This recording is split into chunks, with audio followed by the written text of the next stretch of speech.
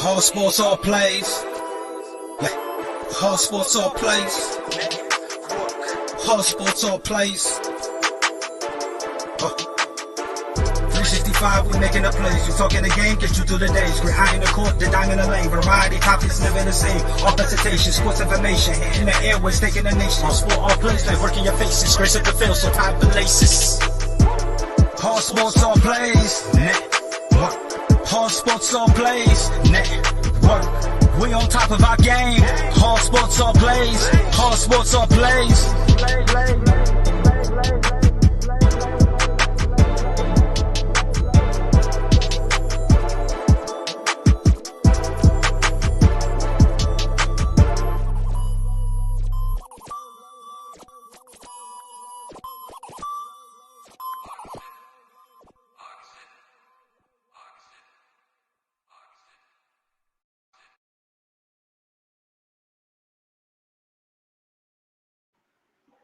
How's everybody doing? This is Rich Daniels, having a great time already this evening. I got a little special evening for myself planned here, along with Joe Traub. We are bringing you a Hardball Life tonight, and the special nature of tonight's show is not just that we're on live with you.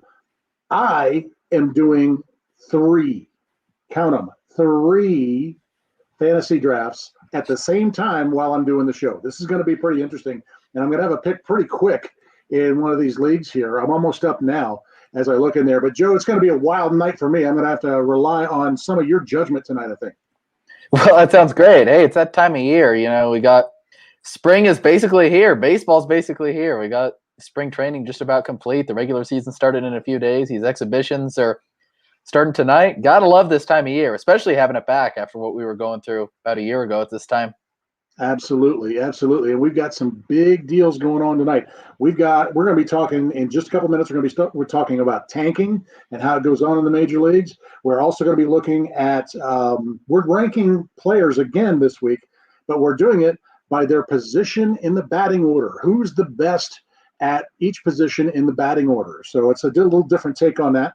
So we'll have our own things on that. And then later on, we're going to talk about something very serious about the COVID precautions that are going to be taken off, both I think on the field and off the field. We're going to be talking about what everybody's going to have to face with all those. So it's going to be a big night tonight. But before we get going here, I got to talk. We lost a couple of big people this week in Major League Baseball, and the first being Bobby Brown, the Yankee great, who was a World Series hero for the Yankees, and he served as the president of the American League for a long while. He passed away at the age of 96 this week. Oh, there I am. That's me. I'm up. And also Mike Bell, the brother of David Bell, the bench coach for the Minnesota Twins. He passed away at just the age of 46 this week. Horrible to see that. So, you know, we've lost those two great guys. And so we just want to remember them as we move along. And, Joe, I just got to take Fernando Tatis Jr. Yes, it's a good thing. It's a good thing. So where's your bat flip? Exactly. Hopefully that's one of the scoring categories tonight. All right, but we're moving along now. Let's get started. We're going to talk tanking tonight. And for those of you that don't understand the term tanking, I think most people do, but there are probably a few that don't. Tanking is when a team loses, not necessarily on purpose, but they don't set themselves up to be a winner all the time. And basically jockeying for better draft position, that kind of stuff and everything. Joe, I mean, there's a lot of people that have a big problem with all that going on in Major League Baseball. So, you know, what are your thoughts?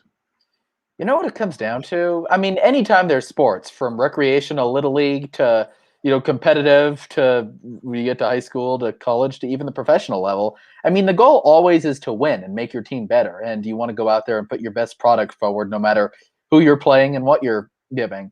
But sometimes to achieve that long-term goal in terms of winning in the future, I think sometimes you have to take a step back and it might be a down year or two. And really, I think that's what we've gotten with tanking, especially in the last 6 or 7 years in baseball. You've looked at some of these atrocious seasons, and really, I think it was the Houston Astros that started this trend that we've seen over the past decade when they lost over 100 games. And I think it was 3 years in a row. 2013, they lost 111 games. But slowly, they just started to develop a winner. And that was going on in the minor leagues during that time. Now, the average fan isn't really going to pay attention to the minor leagues, so they're not going to see that all these farm clubs are winning championships. But as that talent starts to come, you won't see it in the big leagues, but eventually those guys are going to reach the big leagues and they're going to take the world by storm, as they did with the Astros and, other teams like the Pittsburgh Pirates are going through it now. But slowly you're starting to see that talent, I think, kind of led by Ke'Bryan Hayes, kind of reaching the big leagues again. So it's not going to be all bad. I know we talked about Pittsburgh fans, kind of gave our condolences to them a few weeks back. It's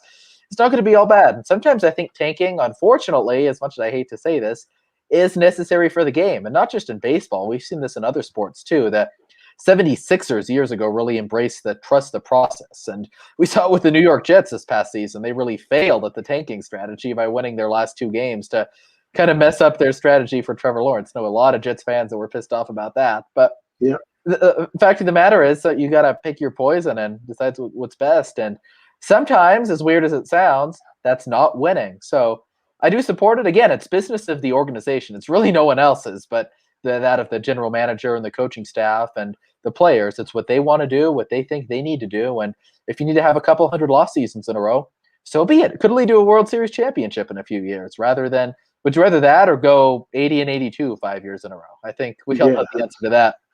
Yeah, that's a tough spot, because the worst place to be in any sport in the modern age is the middle of the pack. Exactly. Because you're never going to get a great draft pick that way, and you're never going to go deep into the playoffs. So you get caught into that mid-layer limbo, and you're done. So you either you get better significantly, which means probably a lot of free agent money that you get to throw at it. In baseball, while they don't have a salary cap, they do have a luxury tax, and there aren't that many teams that can afford to pay $40-50 million a year in the luxury tax that they have, unless of course you're the Dodgers.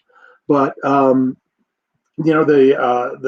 only thing that's left to do under the system that we have is to empty your team of the veterans, bring in all these young kids, get the guys in there, the minor league prospects, these guys that are in the top 100, and trade for all those and get them in there. And you look what the San Diego Padres did this year. They were a rough team for a long time. So what did they do? They had signed a bunch of big free agents, and they started trading them off and sending them off and getting more prospects and getting these guys in. People think that Fernando Tatis was a total San Diego Padre product. He's not. They got him from the White Sox. Okay, when he was in the low minors, and they brought him in, and now it's a big deal. And let me see. Oh, I'm up. Where am I up? Trying to see it here. Oh, here we go. All right. Let me see. Did I make a pick there? But anyway, so when it comes right down to it, you've got to be able to use the system as it exists and restock your team and get going and work with it that way. And that's the hard part. The hard part is restocking a team. I just got Keston Hiura, by the way. But you restocking your team and making that raising that talent level in the minors will eventually raise the talent level in the big leagues. So yeah, tanking, while it stinks, while it's not a great thing, it's necessary in some cases, and it has to be done. The way this thing works is that you've got to be able to do it that way. You got to refill the talent, the talent pipeline, and come back again. And that's what that's what they're left with now. Personally, I think there are things that can be done about it. It's like our regular guy John Suggs. He's chiming in here. He thinks the Twins are tanking this year. I don't know about that, Joe. I think they wouldn't have re-signed Nelson Cruz, who's 40 years old. They wouldn't have brought in a bunch of pitchers and like that. Especially in that division, it's them and the White Sox, and you can't count out the Cleveland Indians either. So I don't know. I think they're geared to at least compete for a playoff spot. What do you think? Yeah, I don't think the Twins will be tanking. I think it's going to be tough. That's a tough division, but I think they'll finish with an over 500 record. You look at the middle of that order, that offense they were the Bomba squad a few years ago, and they can still do it now. And on top of that rotation, Kenta Maeda leading the charge. It's pretty darn good. So no, I don't see a tank in Minnesota. I see that more likely in some other places. Yeah, Kenta Maeda, one of the most underrated pitchers in baseball. Absolutely. the Dodgers had him half and half starting and half relieving. He was a swingman kind of guy. He went to Minnesota last year and absolutely killed it. I He mean, did. he sub-3 ERA, good strikeout, ratio, very strong pitcher. He would be a superstar in a big market. But in Minnesota, maybe one of those mid markets that you're talking about, he's maybe not more the limelight kind of guy. But you look at the depth of that team. They may not have the big name superstars everywhere, but they've got talent and talent and talent. It just keeps piling up for those guys. And they still got a good farm system. Their farm system, I believe, is a top 10 You're pretty in good. the ranked in there. So man, I don't know about that. I don't think they're tanking. Now Pittsburgh, yeah, they're tanking. They've unloaded a bunch of veteran players. It is very tough for them to be able to to attract free agents. They tried there when Neil Huntington was the GM. They tried to kind of like straddle that line of uh, farm system and free agency, and it wasn't so great. And sometimes they hit the head with the farm system, and sometimes they didn't. And then the free agents, they couldn't bring in the really big name guys, so they just bring in these mid level or low level guys, trying to plug holes that they had. And I think that unfortunately, that's what the Pittsburgh Pirates had to deal with, and their fans had to deal with. But now they seem to have an all in track on the farm system and the minor league guys that to be able to put in there. What do you think? Yeah, I agree. It's going to be a tough couple of years in Pittsburgh, rather. But hey, like we said, we got an up and coming star in Hayes, so he's going to make it exciting at least when you have the fans that are able to go out to PNC Park this year. And another Ryan thing, Reynolds? speaking of the fans, yeah, Reynolds too. That guy can hit. Yeah. But sometimes for fans, like a team is really going to know who their true fans are and who their true fan base is when they're going through a rough time. The people that stick it out, the people that you've seen old videos of Saints and Browns games back in the day. Fans going to the games with the plastic paper bag or the paper bags over their heads, I should say. And hey, I like that. I embrace that. That means the fans are sticking through it. They know the time's rough, but they're having a good. They're still making light of it, making it humorous situation rather than running off and being a Yankees fan or an Astros fan. John's a big time Twins fan, obviously, and he's listing these guys that are in there. Jake Cave he's a journeyman kind of guy. Brent Rooker is a young guy. Kyle Garlick is a guy who came in from outside their organization. But the other guy he lists, I think, is going to be a guy you're going to see a lot in left field now that their big prospect, Alex Kirilloff, is sent down to the minors. I think it's going to be Luis Arias, who was playing some second base. He gets moved out of there when they sign Anderson Simmons and move Polanco over to second. And I really, really think Arias is going to get some time in left field. And that's a guy, young fellow who can put the bat on the ball and get on base. Yeah, he's a guy who seems to do it all for his team. Seems to be a good pro, good consummate guy. Even though he's only been in the big leagues a couple of years, he can move around the diamond. He's quick. He's a good leadoff guy, and yeah, I think he could do well in the outfield and maybe eventually become one of those super utility guys down the road who can also hit. That's a big benefit. Yep, and he's not a home run hitter, but he's a guy who'll be on base. He hits for a high percentage and gets a few walks, so he's going to have that on base percentage around 350 or so. Good guy to have in the one or two spots for that lineup. So when it comes to tanking, now we're back to that subject. When it comes to tanking, do you see any way to alleviate that as a practice? Is there anything that you think they could do to be able to have an alternative? That's a good question. I don't know. I mean, if you're gonna go all in, and even that applies to tanking. So if you're going to be bad, might as well be one of the worst three teams in the league, and try. I don't want to say try and lose over 100 games, because obviously these teams who have been tanking, they still go out there. They put out an effort. It's not like they go and purposely boot ground balls at shortstop or strike out on 3 pitches just for the heck of it. They still battle. They still try, but it's just in terms of the talent you have out there on any given night when it's matched up to your opponent, sometimes it's not going to stack up. So I don't know if there's necessarily a way to alleviate this. Late in the season, when a team is really struggling, a lot of the time when there is a normal minor league season like we missed out on last year, you'll see a lot of the younger prospects come up from AAA or even AA, in some very rare cases, even maybe high A. Who knows what that's going to look like going forward. But kind of give those guys some reps, let them plug into some spots, and we've seen it in a couple times. That's led to some wins down the road. Can't necessarily remember a specific instance, but I think I do remember a few Septembers ago, a team who was way out of it, probably 50 and 90 heading into the final month, ended up winning some ball games when they brought up some young prospects from the minors. So that's a way to kind of keep things more fun and maybe provide some optimism for fans at the end of the season. But again, you still want that high draft pick. So it's kind of 50-50 here. Which way's the pendulum going to go? Yeah, you see, I've got the idea. I think I've got an idea that's going to be able to solve all that. What is it's going to take these lower rung teams, and be able to make them want to be competitive late in the season. It's going to make bringing their prospects up, after late in the season there, after that, after the rosters expand, worth it. It's going to make all that worth it, and it's going to be something new for the fans, to be able to get those folks in those markets. What I say is that starting September 1st, you take the last 4 teams in the standings in each league. Okay, the last 4 teams, and what you do is you have them compete against each other for kind of like a wild card record. Okay, and then what you're doing is whoever has the best record September and October to finish gets the top draft pick.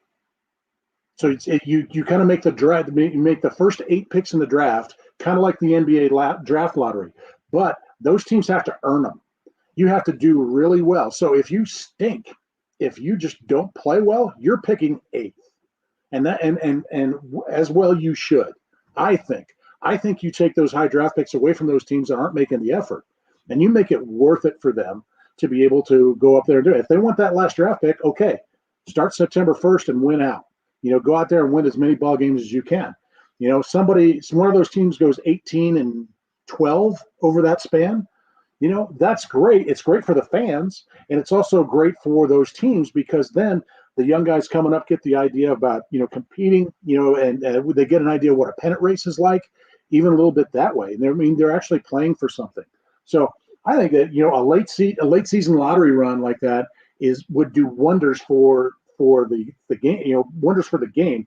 The major league product would be really good. I think you're going to get highly competitive. You're going to see a playoff intensity in these markets that are out of it at the end of the year, and you're also going to be able to have them move through. So that's what I would do, trying to fix it. Rich, you got my head spinning in all kinds of different directions right now because I had never thought of that until you brought it up just a couple minutes ago. But it does make sense because if these teams slog through a rough first 5 months of the season, it's like, okay, how can they earn something, but they have to work for it. They have to go out there and they have to win games. They have to compete. So I think I like that. I mean, who knows what's going to be implemented? There have been talks about many rule changes, so this could be one thrown into the wrinkle as well. But I kind of like it, and at that point, I guess you could throw their regular records out the window, or it wouldn't really matter because it would just be based on intra-division play against those however many teams it's going to be. But yeah, why not? In theory, that could be something that really works. And if you finish well, give you some momentum, you end up getting that top pick, that could provide some more confidence to the team heading into the next year after they finished up winning some games in a high-intensity environment. Yep, just picked up Anthony Rendon, and for the same team, I'm coming back and picking again Ozzie Albies. How about that? That's a good infield. My infield on there is Tatis, Rendon, and Albies so far. So not bad there. I'm feeling good about that team. How many home runs just between those 3 combined? It's going to be fun. Let me see. Oh, here we go again. I'm up again. Let me see. Joe, I've got I need a first baseman. Miguel Sano is there, and Andrew Vaughn is there. So do I go with the more established guy I know what to get, or do I roll the dice with the young guy? You've got to answer real quick. Go with Vaughn. Why not? Vaughn it is. I got that. Could become a rookie sensation. All right. That's the fun of fantasy baseball because you go through all this stuff and you got those decisions to make. And in all the leagues I'm in tonight, there are only 30 seconds between picks. Wow. So you got to be able to react real fast. Boom, boom, boom, boom. Yeah. Boy, so if Vaughn ends up coming up for the White Sox and being a fourth in the middle of that lineup, how dangerous they're going to be? Because I don't think many people are considering him right now and what he can do. The White Sox are loaded, absolutely loaded. It'll be fun. And I think they've got, in addition to their MVP from last year, Jose Abreu, I think they've got a big name that's on that roster that's going to be pushing for MVP this year too. But I'm not going to say who it is because that takes us to our next feature that we're going to hear. And we are talking about the top guys in each position of the batting order that we have here. So who's the top leadoff hitter? Who's the top 7 hitter? Who's the top number 9 hitter, do you think? I mean, we got all those things going on now. So we've come up with our picks on this one. And Joe, why don't you start? Let's start at number 9. Who's your best 9-hole hitter in baseball? Interesting. You threw me for a wrinkle there. I was already for one, but I got it already. I'm going down to 9, and I got Gio Urshela, the Yankees third baseman. I think he's kind of an interesting one, but that guy has a lot of pop, and he can drive in some runs, and he's come up in some huge spots for the Yankees the last number of years. So I mean, he's probably projected to be a 20 homer, 80 RBI guy. So I think why not plug in Gio there at number 9? I would agree. That's the guy I picked.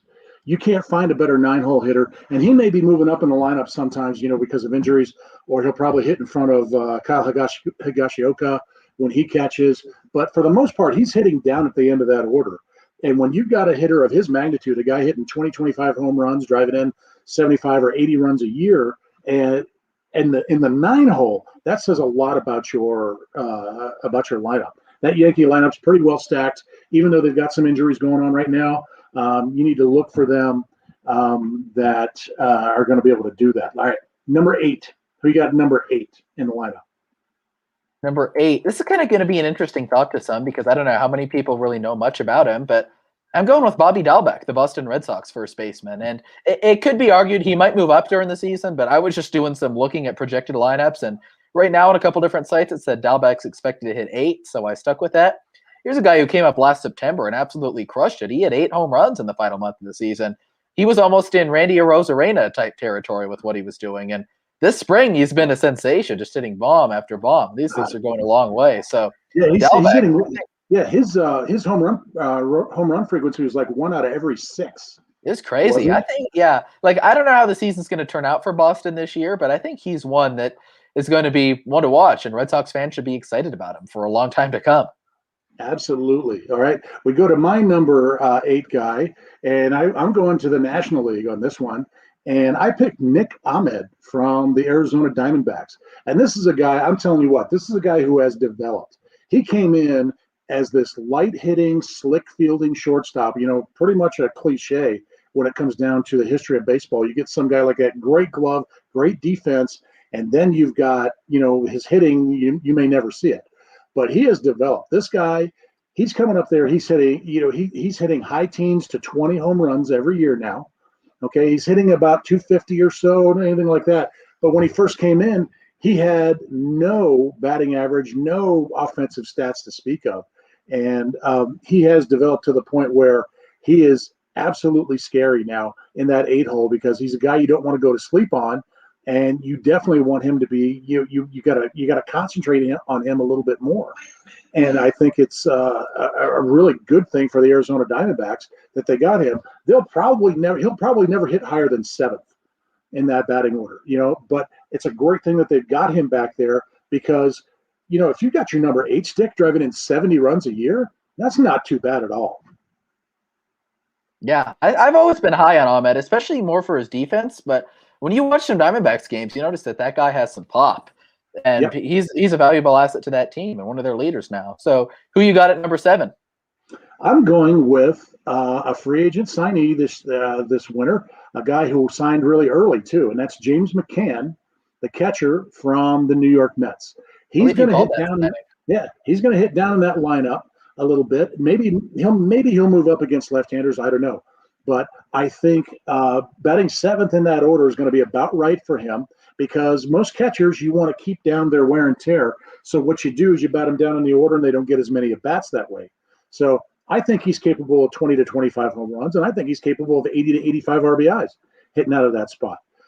It's a first year. He's going to be the primary catcher in his career, and he's hit well in Detroit. He's hit well in Chicago. I think he's being the man in New York is going to give him a real boost, and he's going to become a real star there, batting 7th. What do you got? That's a good one. I kind of went back and forth on this one too, but I ended up with my number 7 hitter, Austin Riley for the Atlanta Braves. This is a guy who has a lot of power as well. Third baseman, left field. He's kind of batted all over the bottom of the order for the Braves, but looks like he's going to open the year as their number 7 hitter. He had his real first. He's had a lot of exciting moments his first couple of years in the big leagues, but really the crowning moment so far was Game 1 of the NLCS last October. A go-ahead solo home run off Blake Trinan in the 9th inning. The Braves ended up breaking that game open and winning it 5-1. And really a great moment for Riley. I've heard from a lot of people who are close to the Braves organization what a great guy he is and how hard he's worked. So I think he's going to come back even stronger this year, and expect to see a lot of thunder in that bat of Austin Riley. Yeah, he's one of those guys. He's cut from the same cloth as Bobby Dahlbeck. Those guys are going to hit their home runs. They're going to get their long balls, but the question is how much contact are they going to be able to make? And that was his bugaboo when he first came in. And it seems like so far this spring training he's solved it. It seems like he's making contact at least an acceptable rate, which is probably about double what he was doing before.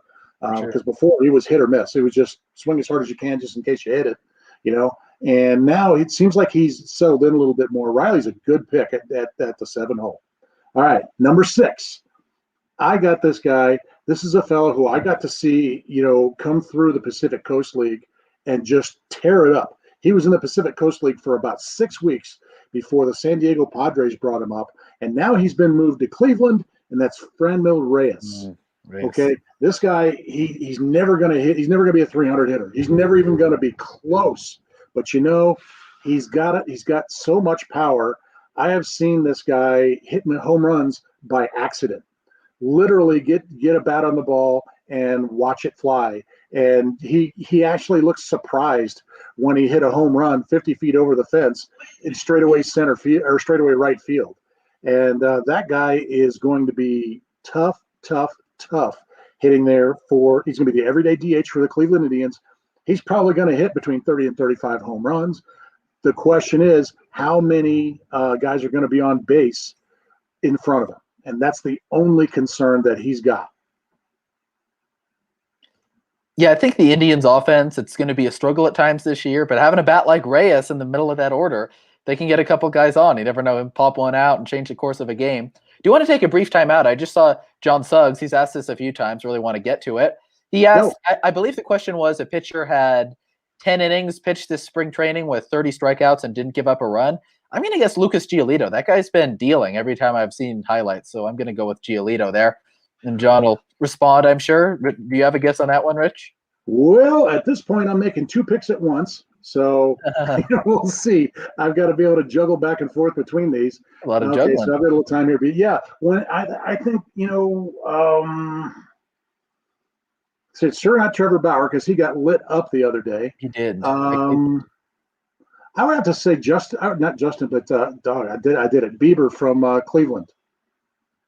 Oh, he says, John says it's Charlie Morton. And that's funny. Morton was actually going to be my second guess. So Mr. Game 7, Charlie Morton. I guess he's Mr. March spring training as well. That guy, what a back half to his career he had. We can do a whole segment on Morton one time. But going back to the point here, number 6 hitter, I'm going ahead with Cody Bellinger. And baseball players are very superstitious, and there's a lot of trends that could be noticed throughout Major League Baseball. And this is an odd-numbered year, of course, 2021. And that is when Cody Bellinger has been at his best during the regular season. 2017 is phenomenal Rookie of the Year season. 2019, the NL MVP. 2018 and 2020 were more struggles for him in the regular season, although he did produce electrifying moments in both postseasons, hitting a game-winning home run in Game 7 of the NLCS in 2018 and 2020. So can argue this guy's clutch. He gets it done when it matters most. But I'm thinking a big year for Bellinger, too. If he starts to rake again like he did a couple of years ago, the Dodgers might move him up higher in the batting order. But safe to say with the talent in that lineup now, Bellinger will start out as a 6 hitter and really see if he can come up with some added confidence following shoulder surgery. He's changed his stance during spring training, is closer to the plate, and it's going to be a big year for Cody Bellinger fans, I think. I think so. I think he comes back with a vengeance to the point where I don't even know if he's going to be batting 6 too often because he's going to be – I think he's going to be striking with the same efficiency that he was a couple of years ago, and he's going to be really, really tough on a lot of pitchers out there. So we'll see if he lasts in the 6 hole. I don't think he will. So we'll see. But my guy now moving on to 5. All right. I'll start off with the number 5 hitter, and that's going to be a guy who's going to be a real – I don't know if he's going to surprise everybody, but he's going to surprise some people by coming back from a bad sophomore season, and that's Pete Alonso. first baseman for the Mets. I think he comes back with all of his rookie ferocity, and I think he's just going to be the terror of that lineup, batting fifth. And the reason he's going to be in the 5 hole, not the 4 or the 3, is because he's going to have guys in front of him like Jeff McNeil, Michael Conforto. He's got Brandon Nimmo, guys with real high on base percentages.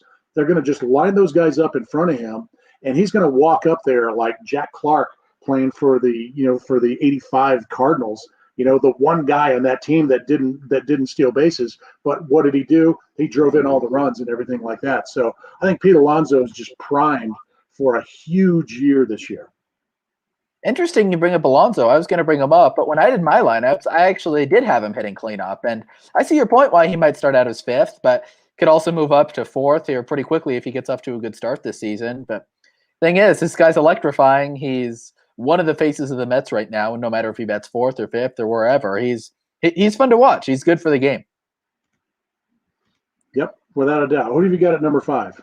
Number 5, I actually went with Gleyber Torres, the Yankees shortstop, who just hits bomb after bomb. He's something else. That bat speed on Torres is really something else. He get out in front of anything and hammer it 450 feet into the left field seats, and he does this all the time, night after night, against the Orioles. He hit like 13 against them a couple of years ago against any other team in spring training. This guy, he's fought through a couple injuries, and as many of the Yankees hitters do, and a lot of the guys who are focused on the 3 true outcomes, he's going to strike out a lot. But the Yankees and everyone else, they're probably okay with that as long as he can keep hitting the ball out of the ballpark. So Torres at number 5 after I went with Alonso at number 4. All right, who'd you cleanup hitter? My cleanup hitter, I went with ended up going with Alonso, as I mentioned in there. Yep. Well, my guy at the number 4 hole, going right back to the Chicago White Sox, and that would be Jose Abreu. That's guy, the MVP last year. He drove in 60 runs in 60 games last year. I don't think he's even looking back. That guy is going to be able to just rip the ball and rip the ball and rip the ball. He's going to have good guys in front of him to be able to go in there and get on base for him.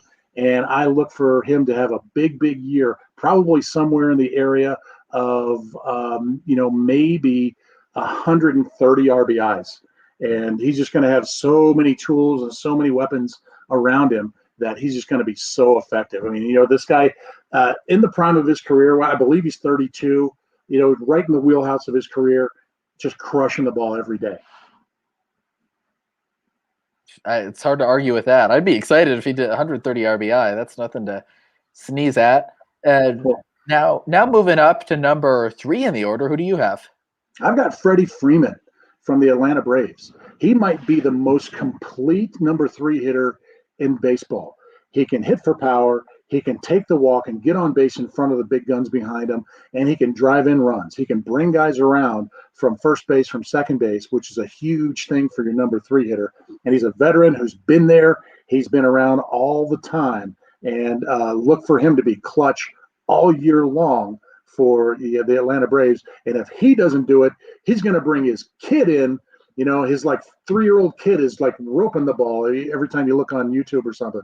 So yeah, you could be dealing with 2 Freemans this year, and it would be kind of funny. I've got a lot I have to add there because Freddie Freeman's my number 3 hitter too.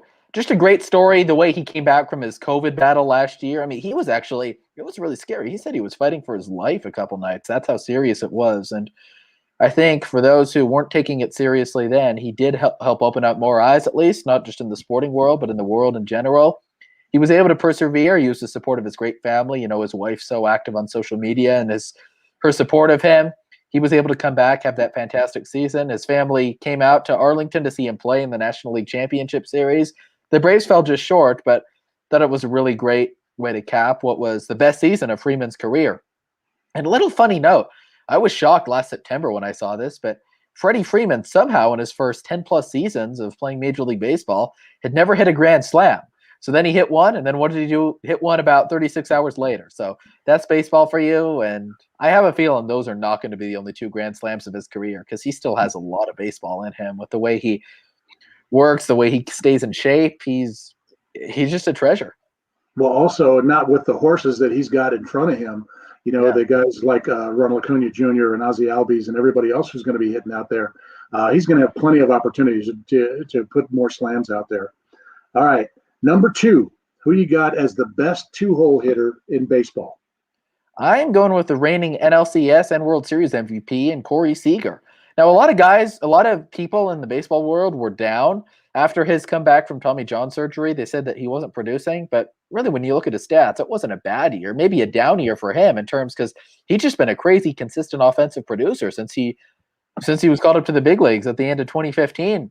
So he came back with a vengeance. He was good throughout the regular season, turned it on even better in the postseason. So many clutch home runs, so many clutch 2-out hits. I don't think he's going anywhere, and he's a force and just another bat that's really hard to pitch around in that Dodgers lineup.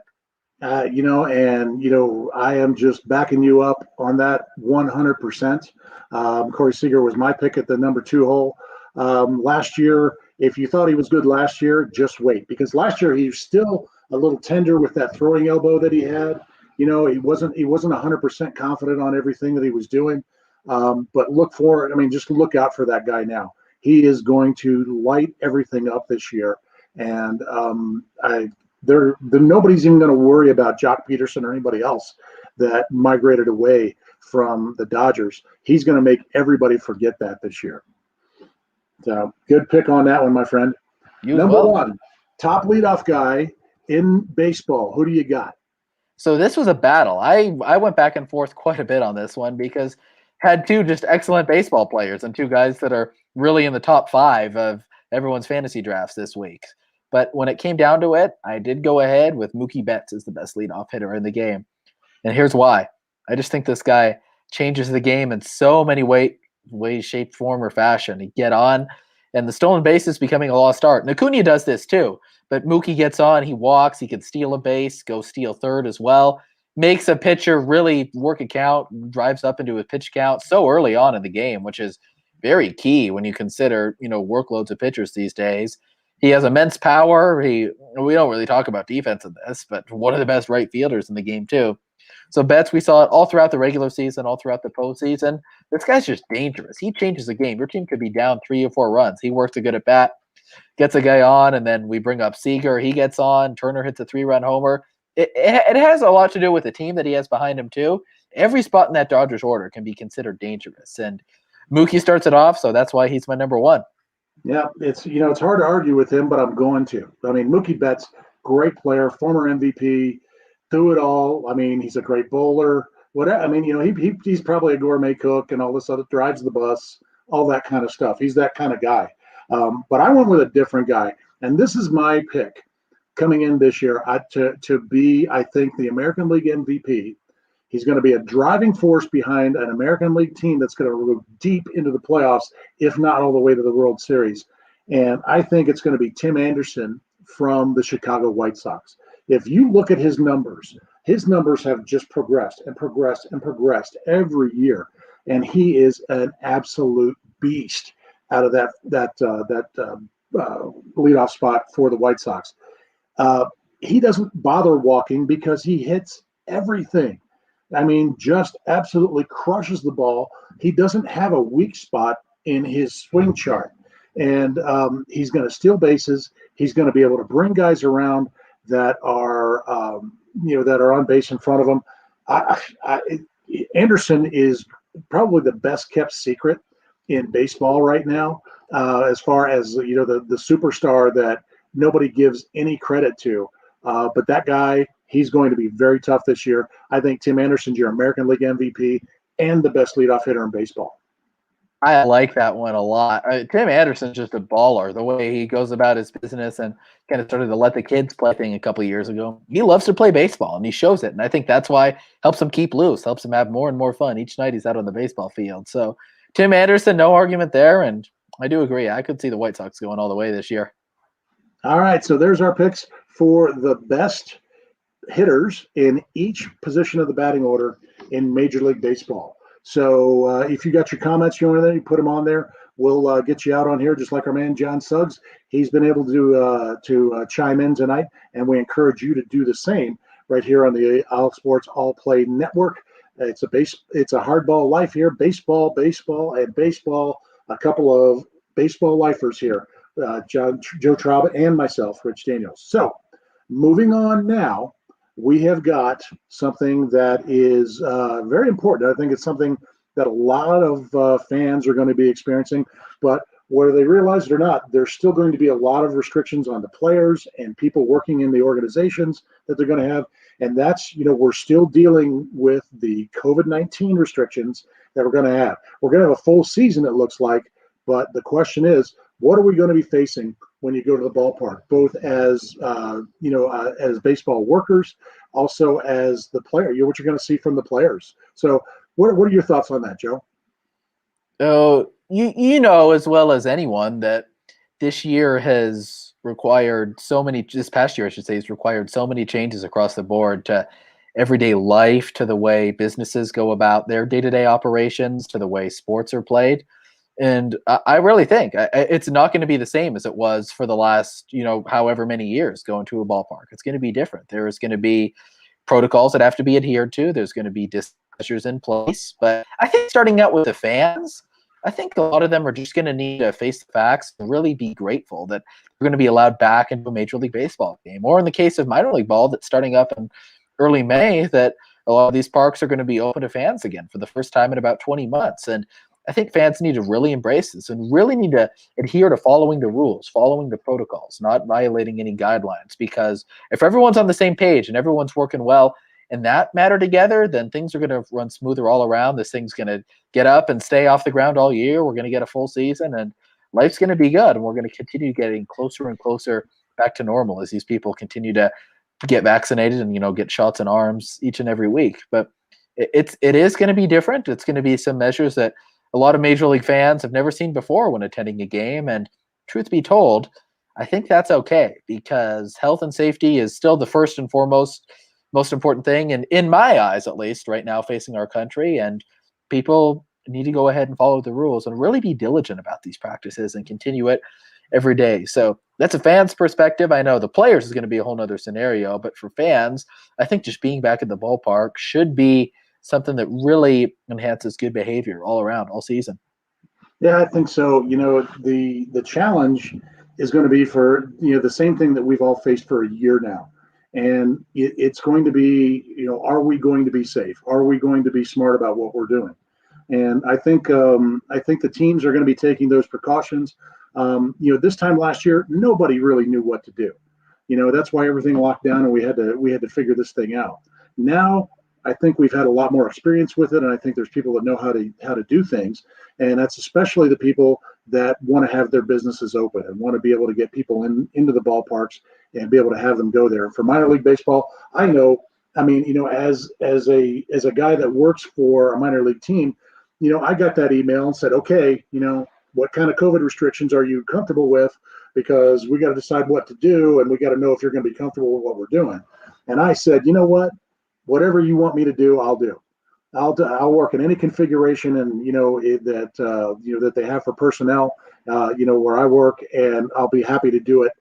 Doesn't matter, because it's about getting these minor league teams back on the field, and it's an important thing for us to be watching those kind of things and getting these guys back on the field, because there's a huge, huge need for everybody to be able to get out there and catch ball games, and it's just getting to the point where it's really an imperative. Baseball lifers like us, we need live baseball. I mean, watching it on TV is great, Major League Baseball and all that kind of stuff.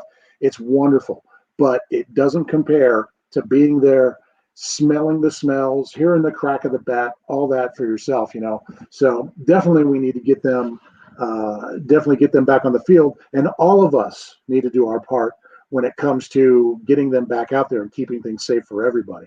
Now, our buddy John Suggs is putting on there, he's got a great question here. He says, Texas does not have a mask mandate, so Major League Baseball is going to take over and still require people to wear a mask. That's going to be a real question. Okay, state law or state, health order, stuff like that, that's one thing. But private businesses can go out and have their own mask mandate if they want to, if you want to come into their facility. And that's really what these clubs are.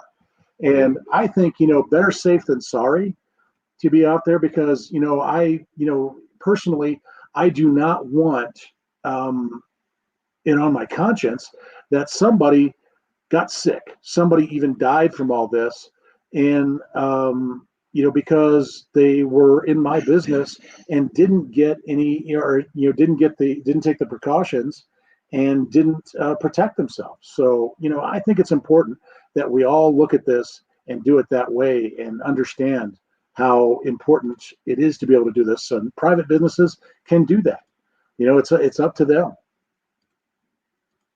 Yeah, I think just being smart and safe, that's going to be the order of the day here, and really every day going forward in 2021 in relation to Major League Baseball. And that was an interesting question, and I just don't know. I think Major League Baseball maybe could take over that at some point and said, okay, if you're going to be attending games in our ballparks, you have to wear a mask. But I don't know. Again, I don't really have much experience in that field when it turns to governments and regulations, but you think that state governments could be in charge, and also counties too. They could sometimes override a ruling of a state and be like, okay, if you're going to come to our ballpark, you have to wear a mask. And I think it's smart. I think if I was going to be attending games as a fan, I'd definitely be wearing a mask. But everyone's opinions are different on this, and I don't want to get too political, but I think just whatever people need to do to be safe and put an end to this pandemic, that's what we need to be focused on first and foremost.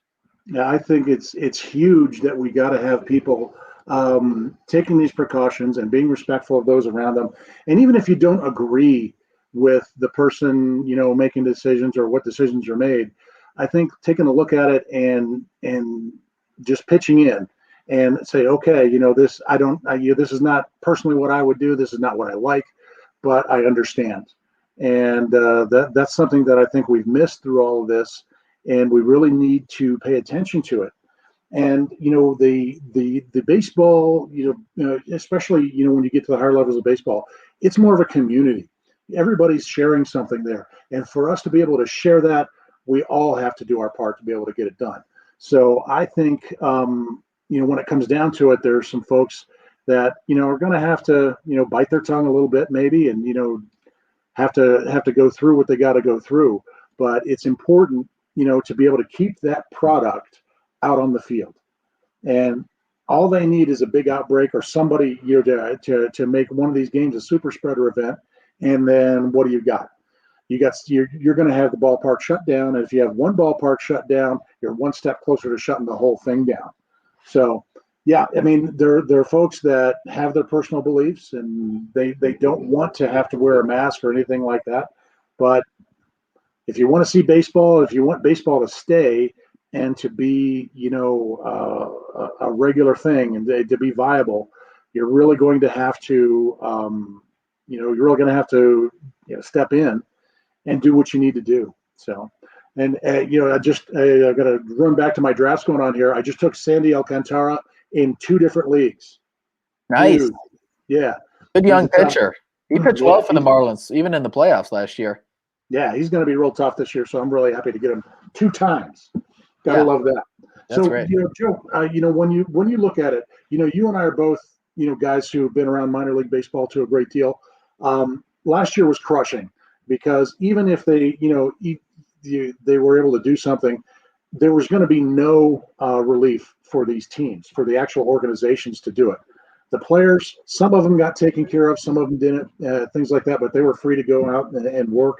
The teams that we're looking at, we're coming back now to work for these minor league teams, and we absolutely have to have people in the ballpark to be able to make it and be able to operate the business and be able to have people there. And when it comes down to it, what do you think is going to be the greatest challenge for guys like us and the folks that are the vendors and the ushers and everybody else who's in contact on a regular basis with the folks coming in? What do you think the greatest challenges are going to be? Really? I think it's just going to be that everyone needs to go with the flow, because people like me and a lot of others in sports, we like to be stick to a set routine where everything's been going the same way for a year and then translates into years and decades of doing this. Well, that's not exactly going to be the case this year, because things are going to need to change. We mentioned these protocols that are in place, and these things can change on a dime. New orders can be put in place, and people are just going to have to follow them if they want to keep doing things and keep having events, such as going to a minor league baseball game. But you bring up how important it is for fans to be in the stands at minor league games, and really that is the only option for minor league baseball, because that is how revenue is made. That's the business model, having fans in the stands, buying a hot dog, having a beer, buying merchandise, going on whatever rides there might be in the ballpark or other attractions. Now, I don't know how that's going to look around America this year, but revenue. That's the main format of minor league baseball and what's made it successful for so long. And even though things are different now with the whole new player development system put in place, I think the average fan is just going to be happy to get to return to the ballpark. And I think more often than not, you're going to see good, responsible behavior from these fans, and they're going to be staying safe. They're going to be staying distant, because it was just as crushing for the fans to not be able to go to a ball game for well over a year now, and to be back in the ballpark, to be able to bring your kids, to be able to bring your grandkids in some fashion. How great that's going to be. It can't be beat. And I think a lot of the stuff during COVID, when you start to see things get back to normal, the main motto has been don't mess it up. And I think for a lot of fans and people who want to continue getting life back to normal, it's don't mess it up, be responsible, stick to the protocols, wear a mask, do whatever you have to do to keep going one step further. Don't go one step further and take two steps backward. Keep going further and further forward, because I think we've made some progress as a nation as a whole these last couple months. And I just love to see that continue. When you consider just the whole country and the death and destruction and devastation, it's been a brutal year all across the globe. And baseball is a sport that brings people back together like no others. You saw it most notably after the September 11th attacks, when Mike Piazza hit that very emotional home run, and the people in New York came together, and they kind of realized after a while that things are going to be okay eventually. Like, they're not okay now, but they're going to be okay. So I think baseball is going to be very responsible for helping America do just that 20 years later. And it's very important these things are followed, because I think it could be a great heartwarming thing for this country once again. I agree totally. Baseball is, as necessary a thing as you're going to find for people when it comes to the summertime, because, pretty much every other sport is in their off season during the summer, and baseball becomes very important to sports fans. It becomes, paramount to baseball fans. Now, John Suggs, he's chiming in, he's helping us out tonight. He brings up a very good point.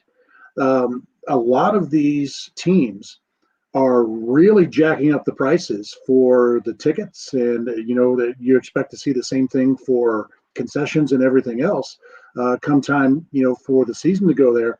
I've seen where some tickets were going for $700 or something like that, if you're sitting up close or things like that.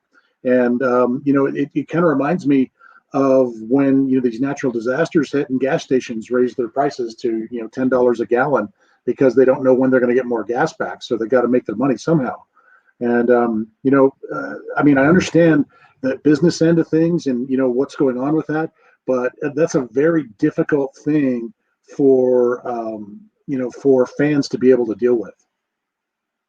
Yeah. And you think of not just these, but you think small businesses and how devastating this pandemic has been on them, and how it can relate to baseball. Let's say there's some establishment, and we know this is the case in the majors and minor leagues. There's local bars, local burger places, just local dives that are, I don't know, a couple blocks away from the ballpark that are frequented by, customers that end up going to the ballpark. They go there and grab a bite before they go to the baseball game. So those businesses in turn have been hit hard by having no fans at ballparks for over a year, because they haven't gotten the revenue. They haven't gotten the customers as well. So you see what we have here? It's kind of a domino effect. This goes to the next, which keeps going to the next. And baseball is supported by a lot of small businesses, especially minor league teams that have all these sponsors that really makes your team and your operation run year after year. So it's just not one thing. It's a bunch of things, a bunch of businesses and factors combined that make minor league baseball what it is and successful. So you can't forget about the other small businesses that support your team too, because that's so important. It must be the most important thing yet.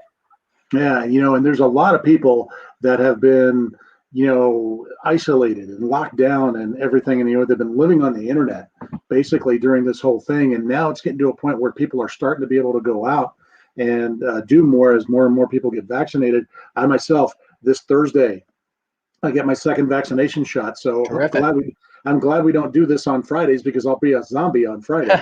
But come the time when where we get people back in the ballpark, I think it's paramount that we all just grit our teeth, go through there, and be able to throw it out there and enjoy the fact that you can be at the ballpark. That's the biggest thing. It's there for you to be able to enjoy now. Something that we were denied way too much last year. So I would I'll beg and plead with baseball fans to be able to go out there and say, do what you got to do. You get to see it. You get to see either a major league or minor league. You get to see a live professional baseball game, and it's been a long time coming. So personally, I'm looking forward to the catered meal in the press box again. When we go back and do our thing with the Albuquerque Isotopes, I'm totally looking for that. But then again, I'm biased. I have my own thing. I get just so everybody knows, I get paid to watch a game and keep score. That's what I do. Okay, that's a job. Believe it or not, that's a job. So I'm looking forward to getting back to that. And Joe, I know you are too, because you have aspirations and things way beyond that. You're looking bigger and bigger things in baseball. Absolutely. Still kind of waiting to see what 2021 is going to hold. But, I'm excited regardless, because I'm hoping that I'm going to be involved in some way somewhere in America. And that's what's important to me right now. And just one last thing I want to add about the COVID protocols and everything. You know who else has to be diligent? Is the players playing the game on the field. They have the most strict protocols to adhere to. And I know a lot of athletes, whether it's professional or college, they like to go out and have a good time. They like to go hit up the strip clubs. They like to go to bars after the game. And well, unfortunately for them, you kind of have to sacrifice that and put that aside now, because those are super spreader places, and that it's very easy that you're going to go there and come in contact with someone that has tested positive or will test positive. And it's just a no-no. You can't be doing that right now. You have to stick to your specific bubble area. And I said it on quotes because they're not necessarily going to be in a bubble. They're going to be playing in their home stadiums to start the season. But an incident like we saw in October with Justin Turner and his positive test following Game 6 of the World Series, that was put a damper on what should have been a good ceremonious end to the season that had its COVID troubles at the start, and really it was going through the postseason and World Series without a hitch. And then you get that news, 3 minutes after the final out, that Turner had tested positive. And I don't know, I saw a lot of people trying to make light of it and make a joke like, oh, it's okay, they won the World Series, he's with the trophy, it's fine. Like, no, that wasn't a joke. Like, the guy had tested positive for COVID, and he was out there without a mask and celebrating with his teammates and families of the players. Like, that wasn't good. I thought that reflected very poorly on basically just everyone involved. So everyone involved should do their best to avoid incidents like that and not become, I don't want to say a public embarrassment, but if you don't want bad PR, be out there and follow the rules. I think it's that simple. Yep, I think so also. And, there's John. I appreciate you, John, giving me advice on what to do before the shot. To be honest with you, though, me being me, I'm going to do things my way. Everybody else is getting the shot in the shoulder. I'm going to try and talk them into giving me the shot in the earlobe, and we'll see how that goes. My head will probably swell up and everything like that. It'll be great. I have a Martian hand growing out of my forehead. But, the dangers are real.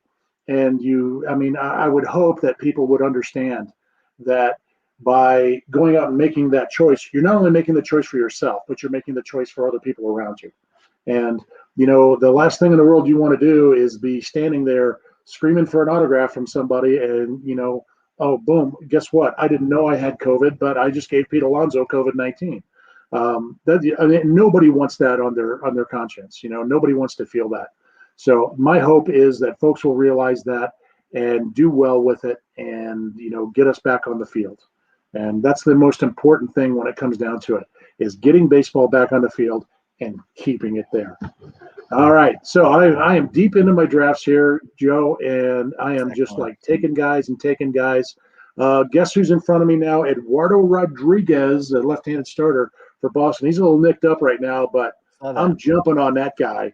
He's a big-time talent. Guy's good. He pitches with a lot of heart. And hey, well, just before we close up shop here for the night, really looking forward to Thursday. Quite a day. It's opening day. You got games on ESPN all day. I believe MLB.TV is doing a free preview. I'm looking forward to it. I think my April 1st, no fooling. I'm going to be watching baseball pretty much all that day, I think. Got to do it. You won't be walking Joe that day. It's opening. Yeah, it's I can't. It's opening. There's only one opening day, and really, it didn't feel like it last year because it was at the end of July and things were all weird. But April 1st, opening day for Major League Baseball. It's going to be a good time. Oh yeah, gotta love it, folks. We gotta thank everybody. John Suggs is being able to go in there, and we got Nate the Great out there keeping us going and making sure things are taken care of here. This is a Hardball Life. My name is Rich Daniels. For Joe Traub, we will see you next week. Tune in here right on the All Sports All Play Network. All sports, all plays. All sports, all plays. All sports, all plays. 365, we making a plays. You talking the game, get you through the days. We're high in the court, the dime in the lane. Variety, topics never the same. All presentation, sports information. In the airways, taking the nation. All sport, all plays. Like working your faces. Grace up the field, so time for laces. All sports, all plays. Network. All sports, all plays. Network. We on top of our game. All sports, all plays. All sports, all plays.